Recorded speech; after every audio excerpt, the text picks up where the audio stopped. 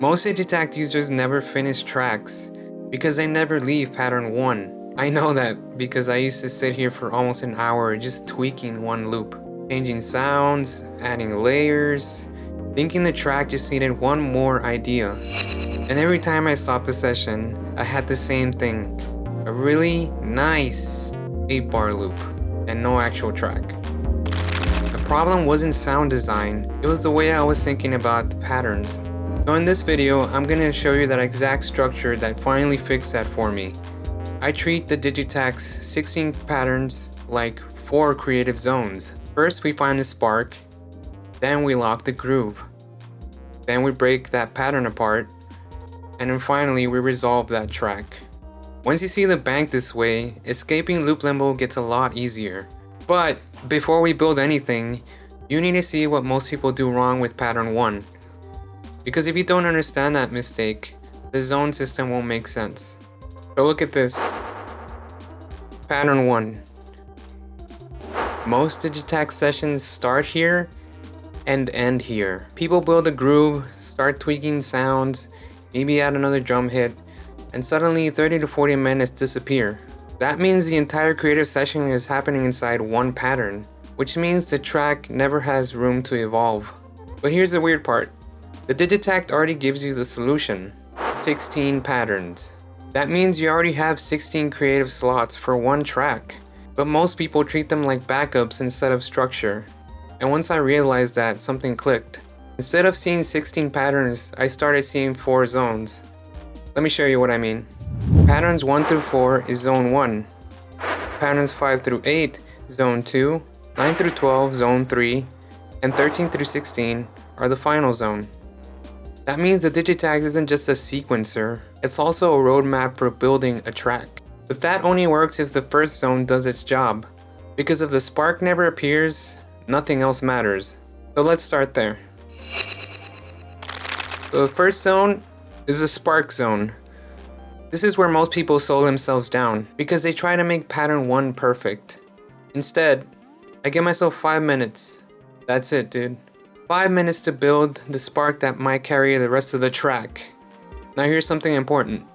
Sometimes the spark doesn't show up in the first 5 minutes. That's normal. So instead of forcing the idea, I run what I call spark trials. Here, watch this. That means pattern 1 through 4 can become 4 quick spark attempts. And one of them usually works.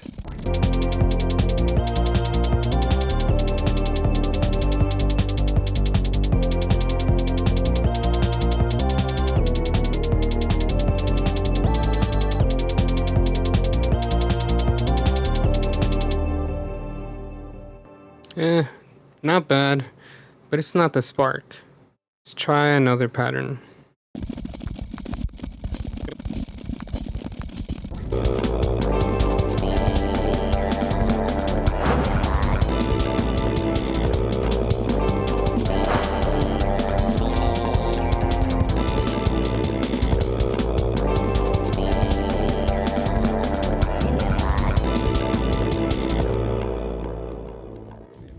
Closer, but still not it. This time, instead of clearing all the MIDI data, let's duplicate it and see if we can come up with another melody.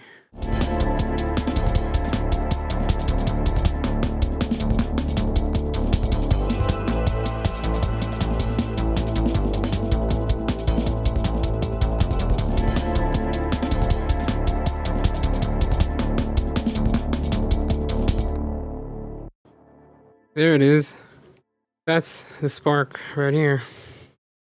Because creativity isn't always ready the moment you sit down, sometimes it shows up on the second or third attempt. But once the spark appears, the job changes completely. Because now we need to turn that spark into an actual section of music. And that's where the second zone comes in. Once the spark exists, we move into the groove zone. That's where the track finally commits to an identity. So I take the strongest spark and move it into pattern 5. Now this becomes the main groove of the track. This is the A section, the moment where the song actually feels real. Because before this, everything was just an idea. Now the groove has weight. But here's the interesting part. Once the groove is stable, the track becomes predictable. and predictable music gets boring fast. Which means the next step is doing something most people avoid: breaking the pattern. So now we move into zone 3. This is where things start getting interesting, because instead of adding more sounds, you start removing them. Now watch this.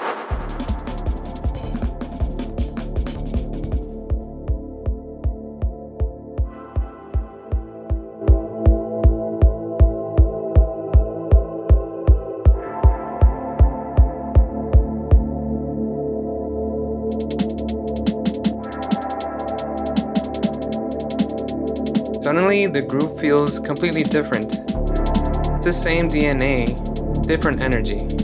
That means the track now has contrasts, which is where breakdowns and B sections naturally arise. And this is actually the exact trick I use in my track DK Tundra. There's a moment where the groove drops out and everything shifts. That happens because of this destabilizing stage. But now, we got another problem.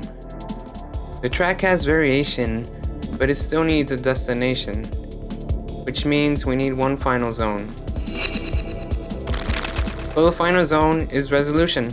This is where the track lands. Sometimes it returns to the original groove, sometimes it introduces a new variation, but the point is that the structure now has a beginning, middle, and an end.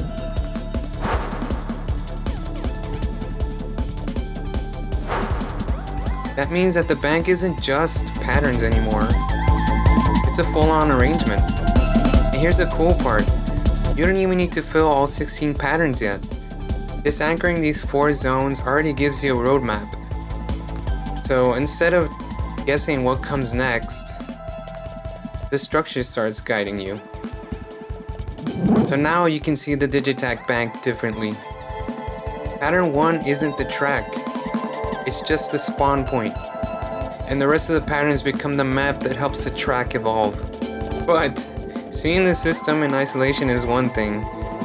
Watching it happen inside a real track is another. So if you want to see these creative zones play out in practice, check out my breakdown of my track DK Tundra. At the end of the video, you can actually watch me perform the entire song from pattern 1 all the way to 16. See if you can spot where each creative zone happens. Because once you start noticing that, finishing tracks on the Digitakt becomes a lot easier. Keep chasing those happy accidents, one pattern at a time. Peace, guys.